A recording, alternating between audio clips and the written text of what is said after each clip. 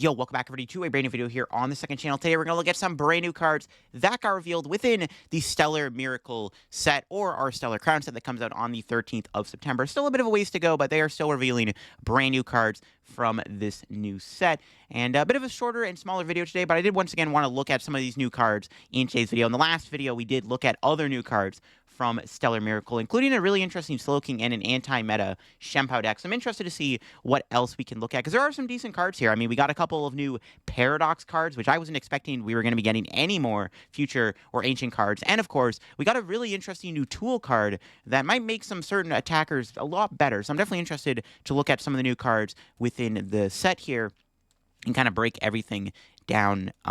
Yeah, if you're new here to the second channel, make sure to subscribe down below. We're on the road to 15K subs, and I'll leave a link to Poke Beach down below if you want to go check out any of these cards for yourself. So yeah, like I said, we did get some new Paradox cards, and the first one we got to look at here is a brand new Raging Bolt. Yeah, we finally got a one-prize Raging Bolt card. We have not yet gotten a one-prize Raging Bolt, but now we finally do. Now, this card actually does have two interesting attacks that I think could make it a little bit stronger than you might expect. So for starters, I think this card is going to immediately be a lot stronger within decks like Regidrago V-Star and even the Raging Bolt EX deck. It's got the attack Raging Thunderstorm, which for one lightning and one fighting does 30 damage to one of your opponent's Pokemon for each energy attached to the Raging Bolt. So if you put 3 energy on it, you're going to do 90 damage, 2 energy, 60, kind of just goes up and up from there, 4 energy, 120, etc. And like I said, I think the best way to play this card is just going to be within the Regidrago V-Star deck or potentially in the Raging Bolt EX deck. So Regidrago obviously gets a lot of value out of this. The attack does require some decent amount of energy to actually hit higher numbers with Raging Thunderstorm. You're probably not going to get, like, 6 energy on this thing to, like, snipe for 180. You're probably just going to be, putting 3 to 4 energy on it to do 90 damage to 120 damage snipes, which isn't bad. If you play this within Regidrago V-Star, you have an attack that gets to snipe something for 90 damage, and that's not a bad attack. I mean, you can pick off low HP Pokemon, which is really good. If there's no Manaphy in play, you can start picking them off. Regidrago doesn't really have a snipe attacker either. There's a Garchomp V in the format, but I don't think Regidrago is going to be playing Garchomp V anytime soon. So definitely an interesting attack for Regidrago, but you can also play within the Raging Bolt EX deck. Now, Raging Bolt EX right now does use Sandy Shocks as the one prize attacker, which I think is still solid. I mean, for 1 energy, you can potentially do 90 damage, but you still need to put 3 energy in play. So with this Raging Bolt, you do need to put 3 energy onto it, but you can actually get a lot of value out of both attacks. So I think Raging Thunderstorm isn't terrible for the Raging Bolt deck because you can snipe stuff on the bench. If you can get 3 to 4 energy on it, you're doing the 90 to 120 damage snipes. You're even knocking out stuff like Bibarel, which could be kind of cute if you can get 4 energy on Raging Bolt. Now, if you're playing this within Raging Bolt EX, you either have to Sada to it a couple times, or maybe you have to play Energy Switch to try to get energy onto the Raging Bull so you can do better damage with snipes.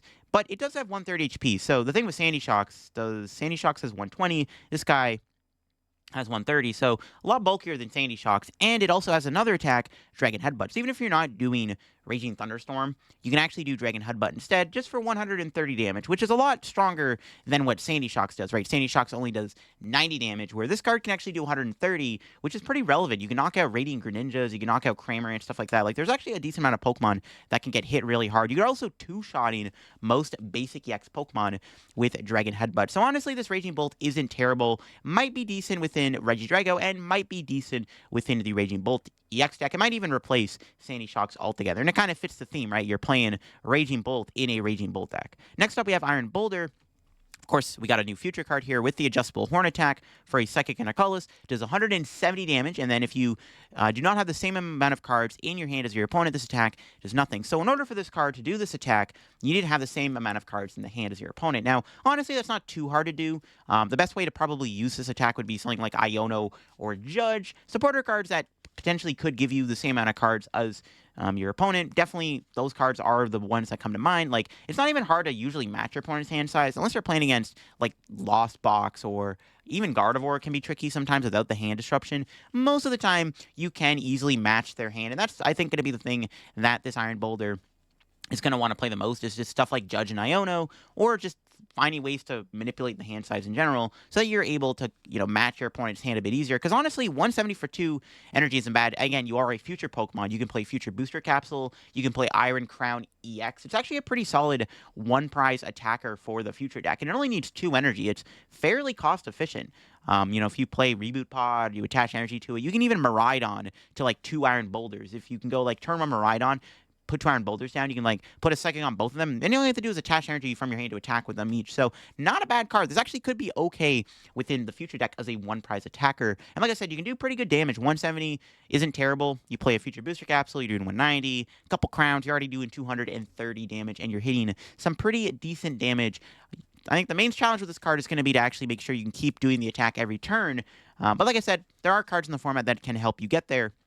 And sometimes, it's not even hard to match your opponent's hand. Sometimes you have to play a couple cards from your hand to get there, and it's not that hard. So honestly, not a bad single-prize attacker for the future deck whatsoever. All right, next up is the new tool card I was talking about. We got the new Gravity Stone tool card. And this is where things get a little interesting. So the Gravity Stone here, if the Pokemon this card's attached to is in the active spot, the retreat cost of both active Pokemon is 1 colorless more. So there's actually some interesting combos you can do with Gravity Stone. For starters, it does let attackers like Spidops EX do more damage. Technically, it's basically the same thing as having like a Defiance Band or a Choice Belt on your Spidops EX in the active spot, because Spidops will basically be doing 30 more damage with the Gravity Stone, which is kind of cool. So it also could be good in other situations. Could be good in like a Stally archetype. You can put this Gravity Stone onto your active. You could also play this with the Calamitous Wasteland Stadium card to increase her retreat cost even more. And obviously, this card with Spidops will be nasty, because Spidops already increases the retreat cost. When you Gravity Stone on top of that, the Pokemon is going to have a massive retreat cost, which is funny. And actually, a funny combo I saw on Twitter is Reverum EX with 4 Gravity Stone on it makes your opponent have a +4 retreat cost. That's obviously more of a meme than anything else, but bro, imagine the idea of playing Reverum with Gravity Stone. That could be kind of funny. So, not a terrible tool card. I really think its only niche use this is going to be either if you're trying to play like a Stally archetype, like maybe this could be good in like a Frostlass Monkey Dory stall deck or something, or of course this will be really good with Spidops. This actually does make Spidops a lot stronger, which is pretty funny. And then finally, we have a new Talonflame line here. New Talonflame does have the attack Arrow Chase for 2 colorless energy, does 110 damage. If the retreat cost of your opponent's active Pokemon is 2 or more, this attack does 110 more damage. So obviously, you play this with Spidops or like Gravity Stone or something, you can essentially do 220. I don't know how good this actually is. It's a stage 2. Does need a double turbo energy to attack, which means you're only going to be doing 200 damage, which means you're falling short on most knockouts. I guess you could play this with like Defiance Band or whatever.